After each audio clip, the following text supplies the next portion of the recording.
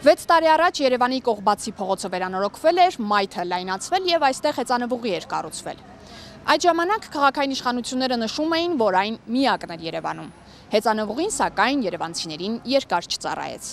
Այդ ժամանակ մասնավոր պետություն համագործակցությամբ էր փորձ արվել Երևանի փոքր կենտրոնում հեծանվուղի ունենալ։ Հեծանվուղին շուրջ 2.5-3 տարի ծառայեց երևանցիներին, դրանից հետո պարզապես որոշվեց այն քանդել։ Արդեն նախկին պաշտոնյա Մնացականյանն այսօր ասում է, քաղաքային սխալ պլանավորման հետևանքով է այդ գաղափարը ձախողվել, վթարային իրավիճակներից անհնար էր խուսափել։ Ամենամեծ դժվարը հենց հեծանվորդներն են, լինում է խաչմերուկներում, որտեղ Երևանում անգամ նորմալ մենք այդ լուսացույցներ նորմալ չունենք, մեր սվետաֆորները խայտարակ վատ են աշխատում, եւ Երևանում, գիտեք, խախտված է այդ նախապատվությունների բուրգը, այսինքն առաջերտին մենք Երևանում միշտ տվել են ավտոանձնական ավտոմեքենաներին, բայց հակառակը պետք է լինի առաջին հետիոտը, հետո հասարակական տրանսպորտը, հետո հեծանիվը, հետո ինքը արդեն հերթականությունով գալու է անհատական այս տրանսպորտային միջոցները, ոնց որ է սկուտերն կամ մնացածները։